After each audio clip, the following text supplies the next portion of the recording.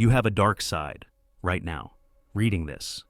There's a part of you that you've been taught to suppress, to be ashamed of, to pretend doesn't exist. A part that's selfish, aggressive, destructive, power-hungry. A part that wants what it wants without apology. And you've spent your entire life trying to kill it, to be a good person, to be nice, to be acceptable, to be the version of yourself that society approves of. But here's what nobody told you. That dark side isn't your enemy. It's your power source. And by trying to destroy it, you've been cutting yourself off from the very thing that could make you formidable. Friedrich Nietzsche understood something that modern culture has completely forgotten. Your darkness isn't something to be eliminated. It's something to be harnessed, integrated, channeled into something powerful. He didn't believe in being a good person in the conventional sense. He believed in being a complete person, which means acknowledging and using every part of yourself, including the parts that make nice people uncomfortable. The sanitized, domesticated, perpetually pleasant version of you that society wants. That's not your authentic self. That's a neutered version designed to make you safe, compliant, and weak. Your authentic self includes the rage, the ambition, the ruthlessness, the desire for dominance. And until you stop running from those parts and learn to harness them, you'll never access your full power. Today I'm going to show you how to do what Nietzsche understood, how to integrate your shadow, harness your darkness, and become dangerously whole. This isn't about becoming evil, this is about becoming strong. Let's begin. The first truth. Your anger is power, waiting to be directed. Let's start with the most obvious element of your dark side, anger. You've been taught that anger is bad, that good people don't get angry, that being angry means you're out of control, immature, or toxic. Nietzsche would say that's complete nonsense designed to keep you weak. Anger is power, raw, undiluted power. It's energy, it's fuel, it's your system telling you that something needs to change and giving you the force to change it. But modern culture has trained you to suppress it, to feel guilty about it, to apologize for it. You're supposed to be calm and rational and measured at all times. Any display of anger is seen as a loss of composure, a failure of emotional regulation. This is domestication. This is society neutering you. Because angry people are dangerous. Angry people push back. Angry people don't accept the status quo. Angry people change things. So they've taught you that your anger is the problem, that you need to manage it, meditate it away, talk it out until it disappears. They've convinced you that the goal is to not feel angry. But here's what Nietzsche understood. The goal isn't to eliminate anger. The goal is to harness it, to use it, to channel that raw energy into purposeful action. Think about the things you're angry about right now. Maybe you're angry about how you've been treated. Maybe you're angry about your current circumstances. Maybe you're angry about wasted potential, missed opportunities, or people who've underestimated you. That anger is information and fuel. It's telling you what needs to change, and it's giving you the energy to change it, but only if you stop being ashamed of it and start using it. The weak response to anger is suppression. Pretend you're not angry. Tell yourself you shouldn't feel this way. Meditate until you're calm and accepting. This is what society wants you to do. Stay calm, stay manageable, stay weak. The strong response to anger is direction. You're angry about your circumstances? Good. Use that anger as fuel to change them. You're angry about how someone treated you? Good. Use that anger to set boundaries and demand better. You're angry about your own past failures? Good. Use that anger to drive you to succeed now. Nietzsche didn't suppress his anger at mediocrity, at slave morality, at the decay of values he saw around him. He channeled it into some of the most powerful philosophy ever written. His anger fueled his work. His rage at weakness became his strength. Stop trying to be the calm, rational, never angry person that makes everyone comfortable. That person is defanged. That person is safe. That person is powerless. Start harnessing your anger. Feel it fully, then direct it. Channel it into your work, into setting boundaries, into pushing yourself harder, into building what needs to be built and destroying what needs to be destroyed. Your anger isn't the problem. Your suppression of it is. Stop meditating away your power and start weaponizing it. The second truth, your selfishness is self-preservation, not sin. Here's another part of your dark side, you've been taught to hate: your selfishness, your desire to prioritize yourself, your unwillingness to sacrifice yourself for everyone else's needs. You've been programmed since childhood that being selfish is the ultimate moral failing. Good people are selfless. Good people put others first. Good people sacrifice their own needs for the greater good. Nietzsche would tell you this is slave morality designed to make you a servant to everyone else's agenda. Here's the reality. You have needs, you have desires, you have goals and dreams and limited time and energy. And prioritizing yourself isn't selfish in any negative sense. It's basic self-preservation and self-respect. But you've been so thoroughly conditioned to feel guilt about putting yourself first that you sacrifice yourself constantly. You say yes when you mean no. You prioritize everyone else's needs over your own. You give and give and give until you're depleted, and you call this being a good person. Nietzsche would call it being a doormat. Your selfishness, your desire to protect your time, your energy, your resources, your mental health, isn't a character flaw. It's self-respect. It's recognizing that you're valuable and your priorities matter. Think about how often you betray yourself to avoid being called selfish. How often you do things you don't want to do because saying no would make you seem self-centered. How often you sacrifice your own goals because prioritizing them would appear selfish. You're killing yourself to avoid a label that slave morality uses to keep you compliant. Here's what Nietzsche understood. The strong person is appropriately selfish. They protect their time, their energy, their focus. They prioritize their own growth and goals. They say no to things that don't serve them. They refuse to sacrifice themselves on the altar of other people's expectations. And yes, weak people call this selfish, because weak people need you to be selfless so they can use you. They need you to prioritize them so they can benefit from your sacrifice. They need you to feel guilty about self-prioritization so you'll keep serving their needs. But the strong person doesn't care. They understand that you can't pour from an empty cup, that you can't help anyone if you're depleted. That self-preservation isn't selfishness, it's sanity. Start embracing what they call selfishness. Protect your time fiercely. Prioritize your goals unapologetically. Say no without guilt. Invest in yourself before you invest in everyone else. The people who call you selfish for having boundaries are the people who benefited from you having none. Let them be upset. You don't need people in your life who require your self-betrayal to be satisfied. Your selfishness is your power to choose yourself. Stop apologizing for it and start wielding it.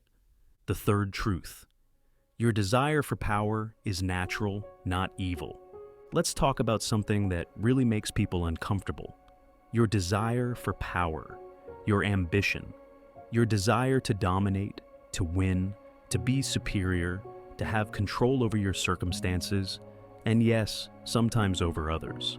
You've been taught this desire is evil, that wanting power is morally corrupt, that good people are humble and content with whatever they have, that ambition is greed and desire for dominance is toxic. Nietzsche would say, you've been lied to by people who want you weak and manageable. He understood that the will to power is fundamental to human nature. It's not evil, it's not corrupt. It's the basic drive to overcome obstacles, to grow, to exert your will on the world, to become more than you currently are. Every meaningful thing humans have ever created came from the will to power. Every great achievement, every revolutionary idea, every transformation of society came from someone who wanted power over their circumstances and wasn't ashamed to pursue it. But slave morality has made power itself seem dirty, has made ambition seem greedy, has made the desire to dominate your field seem arrogant. Why? Because if you're pursuing power, you're not accepting your place in the hierarchy. You're not staying manageable. Think about your own ambitions right now. Your desire to build something significant. Your desire to be the best at what you do. Your desire to have control over your life rather than being controlled. Your desire to win rather than just participate. These desires make people uncomfortable. They'll tell you to be humble, to be content, to not be so driven, to accept that wanting to dominate your field is somehow morally wrong. But here's what Nietzsche knew. That discomfort they feel is their own powerlessness reflecting back at them. Your desire for power reminds them that they've given up on exerting their will. They've accepted their place. they've stopped trying to overcome. And your ambition makes them face that surrender. The will to power isn't evil. What's evil is pretending you don't have it, suppressing your ambition, dimming your drive, making yourself small so others feel comfortable. Nietzsche would tell you, stop being ashamed of wanting power. Stop pretending you just want to be comfortable and peaceful, when what you really want is to dominate your field, to build something undeniable, to exert your will on the world and see it bend. Own your ambition. Own your desire to win. Own your drive to be superior at what you do. This isn't arrogance if you're actually willing to do the work. This isn't toxicity if you're channeling it into creating value. Your desire for power, properly directed, becomes excellence, becomes mastery, becomes achievement that transforms not just your life, but potentially the lives of countless others. Stop suppressing it, stop apologizing for it, harness it, and see what you're actually capable of when you stop trying to be humble and start trying to be great. The fourth truth. Your destructive urges can tear down what needs to fall. Here's a part of your darkness that really scares people. Your desire to destroy things, to tear down structures, to burn bridges, to end relationships that aren't serving you, to quit situations that are killing you, to say fuck this and walk away from everything you're supposed to want. You've been taught that destruction is always bad, that you should preserve, maintain, fix, stay, try harder, that walking away is giving up, that burning it down is childish or reckless. Nietzsche would tell you that sometimes destruction is exactly what's needed, that creation and destruction are two sides of the same coin, that you can't build the new until you destroy the old. He wrote about this extensively, about how slave morality wants you to preserve even what's rotting, even what's killing you, because destruction is scary, it's unpredictable, it threatens the status quo. But master morality understands that sometimes the most powerful thing you can do is destroy what isn't working and start fresh. Think about the things in your life right now that need to be destroyed. The relationship that's been dead for months, but you're too afraid to end. The job that's slowly killing your soul, but you're too scared to quit. The habits that are holding you back, but you keep trying to moderate instead of eliminating. The commitments you made years ago that no longer serve who you're becoming. Your destructive urges are telling you what needs to go, but you've been taught to suppress that impulse, to try to fix it, to stay, to preserve, to be responsible and mature and sensible. But staying in what's killing you isn't mature. It's cowardice disguised as responsibility. Nietzsche would say, have the courage to destroy what needs to be destroyed. Burn the bridge that leads somewhere you don't want to go. End the relationship that's draining your life force. Quit the path that's taking you somewhere you don't want to be. Yes, destruction creates chaos. Yes, it's uncomfortable. Yes, people will call you reckless or impulsive or irresponsible. But creation requires destruction. You can't build your real life until you destroy the fake one you've been performing. You can't become who you're meant to be until you destroy who you've been pretending to be. Your destructive urges aren't pathological. They're your authentic self, trying to clear space for what you're actually meant to build. Stop being afraid of them. Stop suppressing them. Start channeling them purposefully. What needs to be destroyed in your life right now? What needs to end so something better can begin? What bridge needs to be burned so you stop being tempted to go backward? Destruction isn't always negative. Sometimes it's the most creative thing you can do.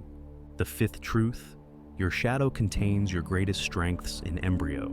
Here's what Nietzsche understood that modern psychology is only beginning to grasp. The traits you've suppressed, the parts of yourself you've been taught to hate, the aspects of your personality you've pushed into the shadow. Those aren't just liabilities. They're your greatest strengths in underdeveloped form. Your aggression, properly channeled, becomes assertiveness and the ability to advocate for yourself.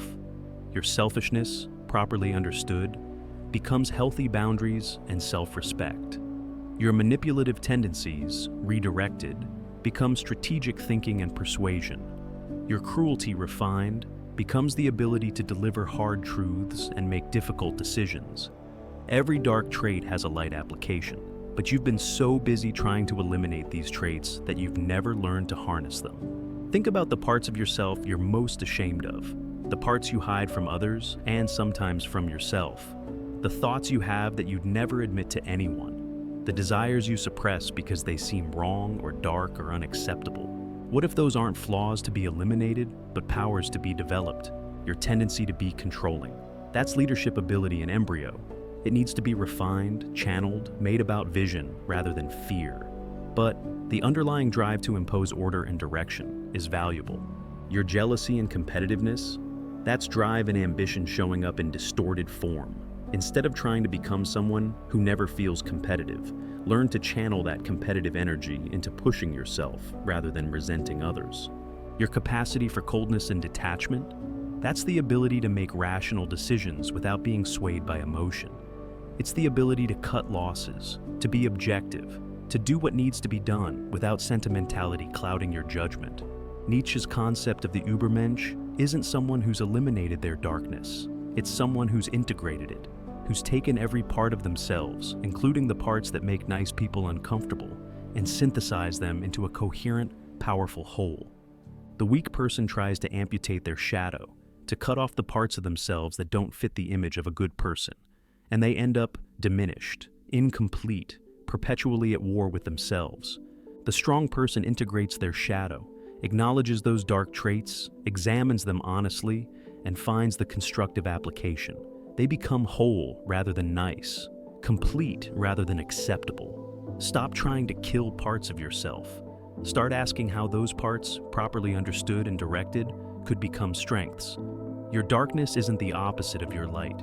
It's the fuel that makes your light burn brighter. The sixth truth. Society wants you tame. Because wild people are dangerous, let's be honest about what's really happening here. Society doesn't want you to integrate your shadow for your benefit. Society wants you to suppress your shadow for its benefit. Nietzsche saw this clearly. The herd is terrified of people who've embraced their full nature, who aren't ashamed of their ambition, their anger, their selfishness, their desire for power, who don't care about being nice and just want to be real. Why? Because those people can't be controlled. They don't conform. They don't stay in their lane. They don't accept the status quo. They're dangerous. So from the moment you're born, you're being domesticated, tamed, taught to suppress anything that makes you difficult to manage. Your anger is reframed as a problem. Your ambition is called greed. Your selfishness is made into a sin. Your desire for power is painted as evil. And you absorb these messages. You internalize them. You start policing yourself. You become your own jailer, suppressing and judging parts of yourself that society has deemed unacceptable. But here's what you need to understand. The parts of you that society most wants suppressed are often the parts that would make you most powerful. Your anger gives you the force to change things. Can't have that. Your ambition threatens the hierarchy. Can't allow that. Your selfishness means you won't sacrifice yourself for the collective. Unacceptable. Your desire for power means you won't accept your place. Dangerous. So they've trained you to feel guilty about the very traits that would make you formidable. And most people never figure this out.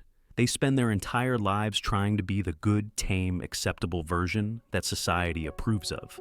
And they die having never accessed their full power because they were too busy being good. Nietzsche would tell you, stop being good, start being whole, stop being acceptable, start being authentic, stop being tame, start being dangerous.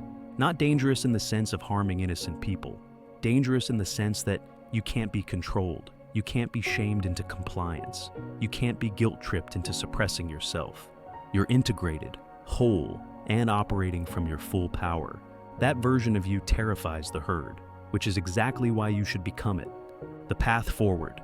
Integration, not elimination. So here's what you need to understand about harnessing your dark side. This isn't about becoming evil. This isn't permission to be a selfish asshole who hurts people. This is about integration, not elimination. Nietzsche's path to true strength isn't about killing your darkness. It's about incorporating it into a more complete version of yourself. Your anger exists. Denying it doesn't make it go away. It makes it leak out in passive-aggressive ways or build until it explodes. But integrating it means acknowledging it, understanding what it's telling you, and channeling it into purposeful action. Your selfishness exists. Pretending to be selfless just makes you a doormat who resents everyone. But integrating it means having healthy boundaries, protecting your time and energy and prioritizing yourself appropriately.